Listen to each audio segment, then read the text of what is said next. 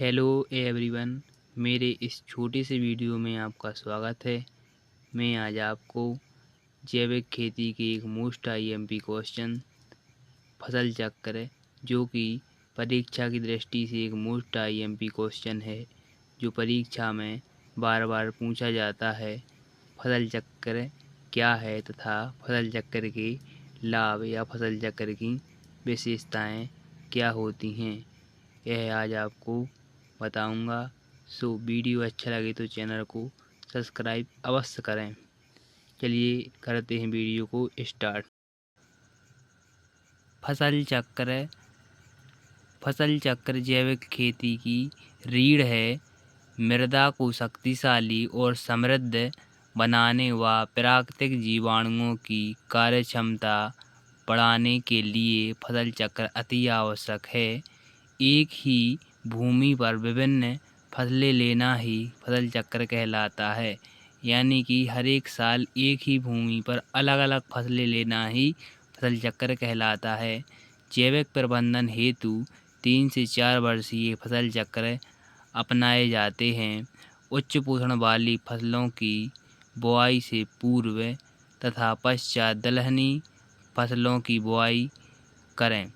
अब फसल चक्र के लाभ या फसल चक्र की विशेषताएं क्या क्या हैं, तो फर्स्ट विशेषता है फसल चक्र को अपनाकर मिट्टी की रासायनिक, भौतिक और जैविक गुणों को बेहतर किया जा सकता है।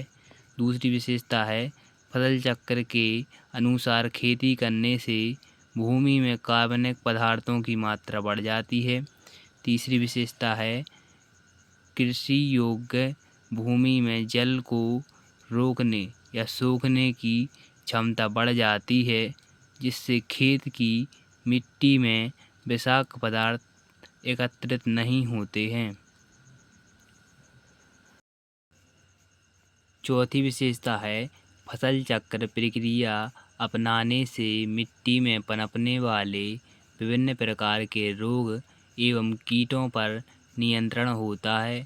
चौथी विशेषता है क्रॉप रोटेशन का सबसे बड़ा लाभ यह है कि इससे मिट्टी की संरचना में सुधार होता है। छठवीं विशेषता है खेत में अधिक सिंचाई नहीं करनी पड़ती है। सातवीं विशेषता है खेत की उर्वरक क्षमता बढ़ाए रखने में फसल चक्र की अहम भूमिका होती है। आठवीं विशेषता है सभी पौधों की एक समान पोषक तत्वों की आवश्यकता नहीं होती एवं विभिन्न प्रकार के पौधे अलग अलग स्तरों से पोषण प्राप्त करते हैं। वीडियो अच्छा लगा हो तो चैनल को सब्सक्राइब अवश्य करें। जय हिंद, वंदे मातरम।